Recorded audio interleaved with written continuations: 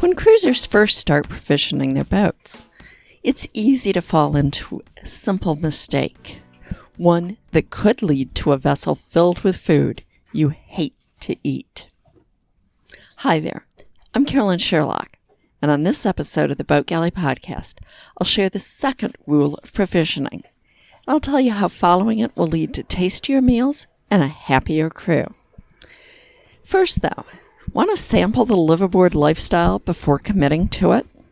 Captain Suki Cannon at Shambhala Sailing Adventures has the experience for you. Explore the Bahamas paradise while enjoying Captain Suki's easygoing teaching style.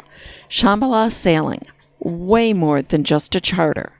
Use coupon code SAILPARADISE for 10% off your next adventure. Check ShambhalaSailingAdventures.com to learn more. Let's go sailing. Want to make sure you'll have great meals you love to eat when you're planning for and provisioning your boat? There's just a couple of rules to follow. Now, if the first rule of provisioning is to try one before buying a large stock of something, the second rule has to be not to think that you'll eat differently on board than you have ashore.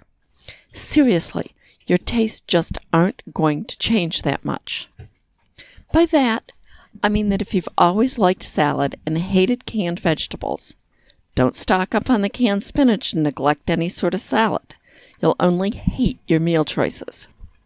True, you may need to find variations on some things.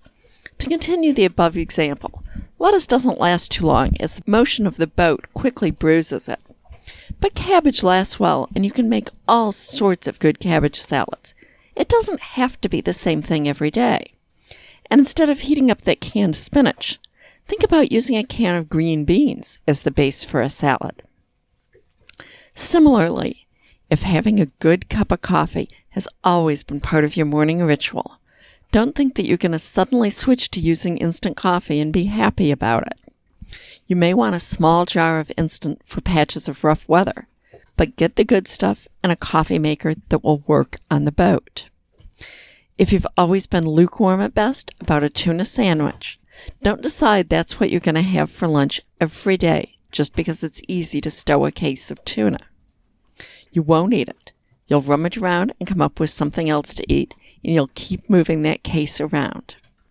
Now, admittedly, it's easier to take cans of beer on the boat than bottles of wine. But if you've never liked beer, you're not going to be too happy when it comes time for a sundowner, even if you do have a gorgeous view of the harbor. If you think something might be a good food on the boat, and it's different from what you normally eat, go back to rule number 1 and try one first. You may find a new favorite. We've found a lot of things that we absolutely love that we hadn't eaten before. But we've also found some other things that we didn't like, and that way we weren't stuck with a month's supply. Storage space on a boat is precious, and so is your provisioning budget. Don't waste it on food you won't eat. Thanks for listening to the Boat Galley Podcast. Did you find it helpful? Then please share the love and leave us a review on your favorite podcast app, and tell your friends about us too.